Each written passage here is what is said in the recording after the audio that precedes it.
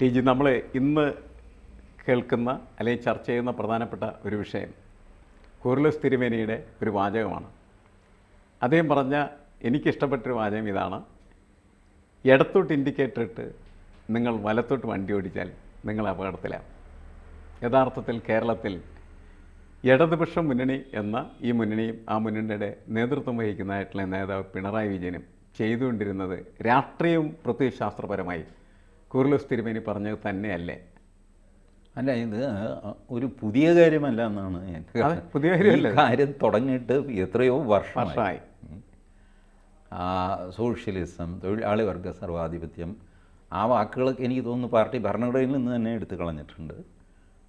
അത് കൂടാതെ ഈ പൊതുവെയുള്ള പ്രഭാഷണങ്ങളിൽ കമ്മ്യൂണിസ്റ്റ് പാർട്ടി നേതാക്കന്മാരുടെ പ്രസംഗത്തിൽ തൊഴിലാളി എന്നൊരു വാക്ക് കേട്ടിട്ട് എത്ര നാളായി? പേരിനെങ്കിലും പറയണമല്ലോ. ഇപ്പോൾ കേൾക്കാനേ ഇല്ല. കർഷക തൊഴിലാളി, കയർ തൊഴിലാളി, കശുവണ്ടി തൊഴിലാളി, ഇങ്ങനെയൊന്നും വാക്കുകൾ പറയുന്നത് കേൾക്കുന്നില്ല. KSKTU എന്ന് പറഞ്ഞ് കർഷക തൊഴിലാളി യൂണിയൻ ഉണ്ടല്ലോ, അതിൻ്റെ ഒരു ശബ്ദവും കേൾക്കാനില്ല. തെരഞ്ഞെടുപ്പിൻ്റെ പ്രസംഗങ്ങളിൽ സ്റ്റേജിൽ നിറച്ച ആൾക്കാരുണ്ടാകുമ്പോൾ ഒരു തൊഴിലാളി നേതാവ് കാണണ്ടേ? ഇല്ല. എറണാകുളത്തൊക്കെ വന്നു കഴിയുമ്പോൾ CITU ഒക്കെ സാമാന്യം സ്ട്രോങ് ഉള്ള സ്ഥലമാണ് എറണാകുളം, ആലുവ ഭാഗത്തൊക്കെ. ഒരു CITU നേതാവ് പേരിന് അവിടെ ഉണ്ടാകാൻ പ്രസംഗിക്കണ്ട, അവിടെ ആ മൂലയ്ക്കൊക്കെ അറിഞ്ഞവരിരുന്നോട്ടെ. ഇല്ല. അല്ല, ഇത് തുടങ്ങിയിട്ട് കാലം കുറേയായി. അപ്പം കൂറിലോസിന് ഇപ്പോൾ ഒരു വെളിപാട് പോലെ തോന്നി. അതാണ് പിണറായി വിജയൻ വിവരദോഷി എന്ന് പറയാൻ കഴിയും. കാരണം ഇപ്പം ഇത് കണ്ടുപിടിച്ചു എന്നുള്ളതാണ് അദ്ദേഹത്തിൻ്റെ വിവരദോഷം.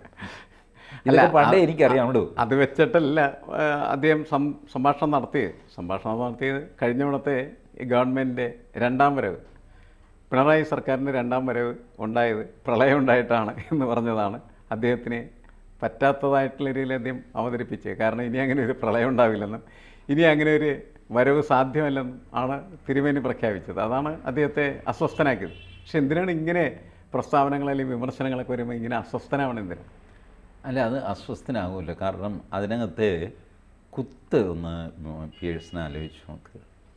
പ്രളയം കൊണ്ടും മഹാമാരി കൊണ്ടും ജയിച്ചു വന്നൊരു മുഖ്യമന്ത്രിയാണ് നിങ്ങൾ. അത് വീണ്ടും ഉണ്ടാവില്ല. അതായത് മെരിറ്റിൽ ജയിച്ചു വന്ന ആളല്ല, അപകടവശാൽ ജയിച്ചു വന്ന ആളാണ്. അത് ഒരു കുത്ത് തന്നെയാണ്. അത് കൊള്ളുന്ന രാഷ്ട്രീയക്കാരന് പൊള്ളും. അദ്ദേഹം വാസ്തവത്തിൽ വിവരദോഷി എന്നുള്ള ഒരു മിനിമം വാക്കേ ഉപയോഗിച്ചുള്ളൂ. വിവരദോഷി വലിയ തെറിയൊന്നുമല്ല. എനിക്ക് അത് വലിയൊരു അപമാനമായിട്ട് തോന്നിയിട്ടുമില്ല. പക്ഷേ കോൺഗ്രസ് ഇത് എടുത്ത് മുഴുമിപ്പിക്കുന്നത് എന്തോ യേശുക്രിസ്തുവിനെ അപമാനിച്ചു എന്നുള്ള മട്ടിലാണ്. കൂറിലോസ് തൻ്റെ വിശദീകരണത്തിൽ പറഞ്ഞു, ഇടതുപക്ഷം ഹൃദയപക്ഷമാണ്, ഞാൻ അതിനോട് പ്രതികരിക്കുന്നില്ല, എന്നും ഞാൻ ഇടതുപക്ഷമായിരുന്നു എന്നൊക്കെ പറഞ്ഞ് കൂറിലോസ് കീഴടങ്ങുകയാണ്. കോൺഗ്രസ് വിടില്ല, യേശുക്രിസ്തുവിനെ അപമാനിച്ചു എന്നുള്ള മട്ടിൽ അവർ പെരുമാറുന്നു. വാസ്തവത്തിൽ അത് വലിയ സംഗതിയൊന്നുമല്ല. ഞാനിത് പണ്ട് നമ്മുടെ നിയമസഭയിൽ നയനാർ മുഖ്യമന്ത്രി, കരുണാകരൻ പ്രതിപക്ഷ നേതാവ്. അപ്പോൾ ഏതോ ഒരു ചോദ്യോത്തര സമയത്താണ് തിരുവഞ്ചൂർ രാധാകൃഷ്ണൻ ചോദ്യം ചോദിക്കുന്നു. അപ്പോൾ നയനാർ പറഞ്ഞു, അതേപ്പറ്റി എനിക്ക് വിവരമൊന്നുമില്ല. തിരുവഞ്ചൂർ വീണ്ടും എണീറ്റു. അങ്ങനെ വിട്ടാൽ പറ്റില്ല. കരുണാകരൻ തിരിഞ്ഞ് തിരുവഞ്ചൂരിനോട് ഇരിക്കാൻ പറഞ്ഞു. അങ്ങർക്ക് വിവരമില്ല എന്ന് പറഞ്ഞില്ലേ, പിന്നെ വെറുതെ ഉപദ്രവിക്കാതെ. നയനാരും കരുണാകരൻ സഭ മൊത്തം പൊട്ടിച്ചിരിച്ചു. കരുണാകരനാണ് ടൈം ചെയ്യാതെ. അപ്പോൾ ഈ വിവരദോഷി എന്ന് വേണമെങ്കിൽ നമുക്ക് ഒരു സദസ്സൊക്കെ നോക്കിയിട്ട് നമുക്ക് പറയാം. അതല്ലാത്തപ്പോൾ പറയുമ്പോൾ അതൊരു കുത്തുവാക്കാണ്, തിരിച്ചൊരു കുത്തുവാക്കാണ്. അതിന് പകരം പിണറായി വിജയനൊരു എക്സ്പ്ലനേഷൻ ഇല്ല എന്നുള്ളതിൻ്റെ നിസ്സഹായതയാണ് ആ കുത്തുവാക്കിൽ നിന്ന് കാണുന്നത്. ഇങ്ങനെ പറഞ്ഞത് ആർക്കും ഒരു രാഷ്ട്രീയക്കാരനും താങ്ങാൻ പറ്റില്ല.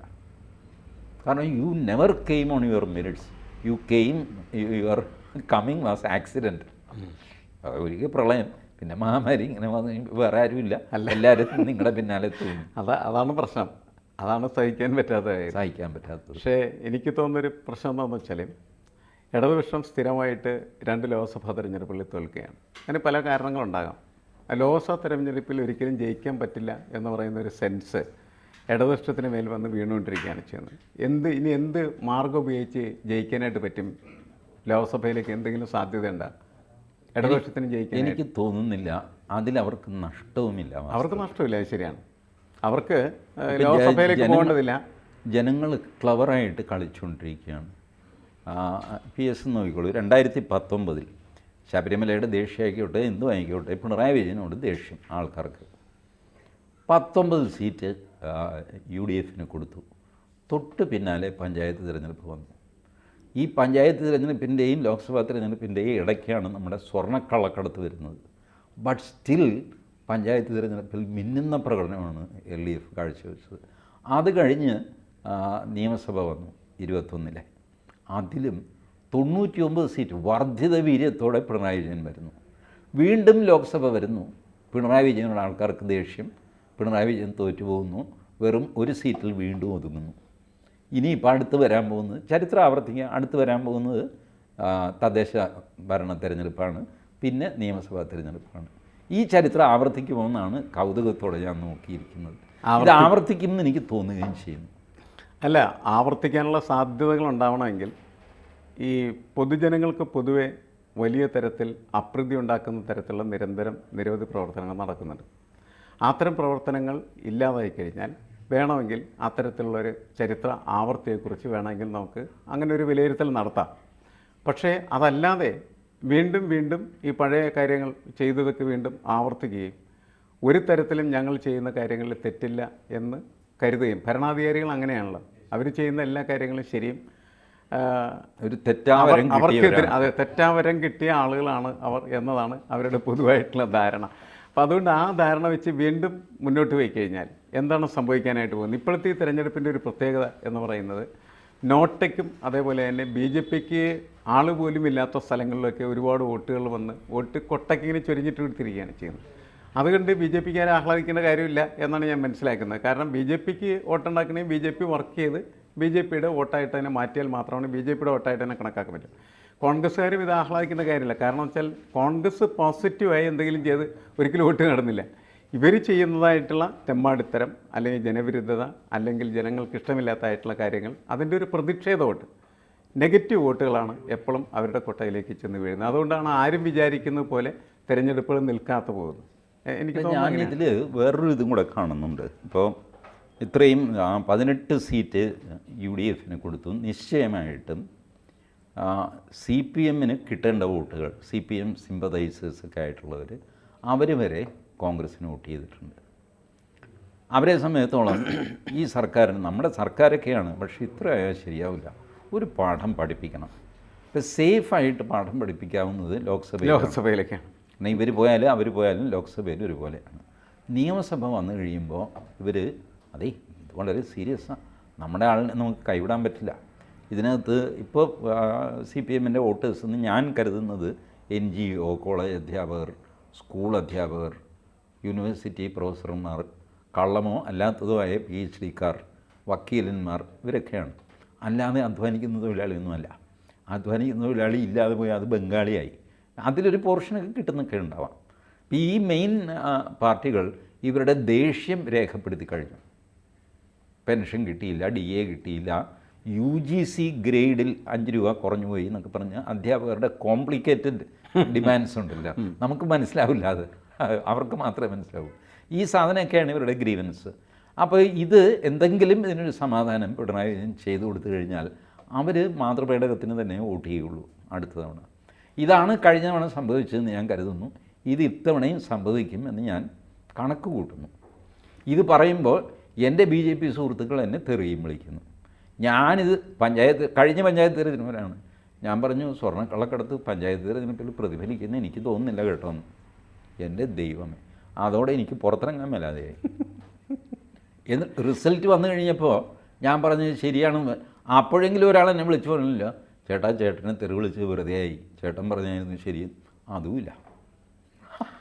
അല്ലേ, അഭിപ്രായങ്ങൾ പൊതുവെ സ്വീകരിക്കപ്പെടുന്നില്ല എന്നുള്ളതാണ് പ്രധാനപ്പെട്ട. അഭിപ്രായങ്ങൾ രജിസ്റ്റർ ചെയ്യപ്പെടുന്നുണ്ടാവും ഓരോരോ മനസ്സുകളിലും, അതേപോലെ തന്നെ ഈ അത്യാവശ്യം വേണ്ട സ്ഥലങ്ങളിലൊക്കെ. പക്ഷേ അതിനെ അംഗീകരിക്കാനായിട്ട് പറ്റുന്ന തരത്തിലുള്ളൊരു സമൂഹമല്ല നമ്മളുള്ളത്. നിങ്ങൾ ക്രിറ്റിസൈസ് ചെയ്താൽ നിങ്ങൾ തീർച്ചയായിട്ടും എതിരാളിയാണ് എന്നാണ് ചിത്രീകരിക്കുന്നത്. ഇപ്പോൾ സാറ് BJPനെ വിമർശിച്ചാൽ നിങ്ങൾ BJP വിരുദ്ധനാണെന്നാണ് BJPക്കാർ പറയുന്നത്. ഇപ്പോൾ ഞാൻ CPMനെ വിമർശിക്കുമ്പോൾ ഞാൻ CPM വിരുദ്ധനാണ് എന്ന ഒരു വലിയ ബോർഡാണ് എനിക്ക് കിട്ടിയിരിക്കുന്നത്. ശത്രുപാളയത്തിലേക്ക് ചെയ്തത്. അതാണ് പ്രശ്നം. ഈ എന്താണ് വിമർശിക്കുന്നതെന്ന് ഒരിക്കലും പരിശോധിക്കുന്നില്ല. വിമർശിക്കുന്നത് മുഴുവൻ ഇവരെ നശിപ്പിക്കാനാണ്, അല്ലെങ്കിൽ വിമർശകർ മുഴുവൻ പാവികളാണ് എന്ന പൊതു സെൻസാണ് നമ്മുടെ കേരളത്തിലെ അല്ലെങ്കിൽ നമ്മുടെ ഇന്ത്യയിലെ ഒരു രാഷ്ട്രീയത്തിൻ്റെ ഒരു സവിശേഷത. അതാണ് ശരി, വളരെ അപകടകരമാണ്. കാരണം എന്ന് വെച്ചാൽ ക്രിറ്റിസിസമാണ് ഇതിനെയൊക്കെ എപ്പോഴും മെയിൻറ്റെയിൻ ചെയ്ത് മുന്നോട്ട് കൊണ്ടുപോകുന്നത്. കാരണം എല്ലാത്തിനും പരിക്കുണ്ടാവും. മനുഷ്യരെന്ന് പറഞ്ഞാൽ നമ്മൾ പറയാറുണ്ട് എന്താണ്, എറിസ്യുമൻ എന്നാണ് പറയുന്നത്. മനുഷ്യൻ എന്തൊക്കെയാലും തെറ്റ് പറ്റും. അപ്പോൾ തെറ്റ് പറ്റുന്നത് തിരുത്തുക, അതാണ് പ്രധാനപ്പെട്ട കാര്യം. ആ തിരുത്തുന്നതിന് തീർച്ചയായിട്ടും ആവശ്യമുള്ള ഒരു പ്രധാനപ്പെട്ട ഘടകം എന്ന് പറയുന്നത് വിമർശനമാണ്.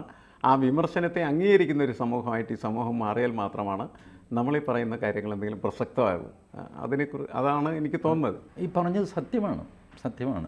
ഈ ഞാൻ ഓർക്കുന്നു, ഈ ടാറ്റ കമ്പനി ഒരിക്കൽ പരസ്യം കൊടുത്തിരുന്നു. ഓർക്കണം, അവരൊരു പ്രൈവറ്റ് കമ്പനിയാണ്.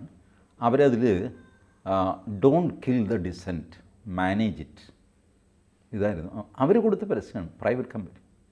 അതെ. ഇത് പക്ഷേ ഈ ഡിസെൻറ്റ് മാനേജ് ചെയ്യുക എന്ന് പറയുന്നത് ഇപ്പോൾ ഒരു വെറുക്കപ്പെട്ട സാധനമാണ്. Kill the decent. ആരാണോ എതിരെ അഭിപ്രായം പറയുന്നത് ഫിനിഷ് മാറുമെന്ന് വിചാരിക്കല്ലേ. കൂടുതൽ വാർത്തകളും വിശേഷങ്ങളും നിങ്ങളിലേക്ക് എത്താൻ ABC മലയാളം സബ്സ്ക്രൈബ് ചെയ്യുക, ബെൽ ബട്ടണും അമർത്തുക.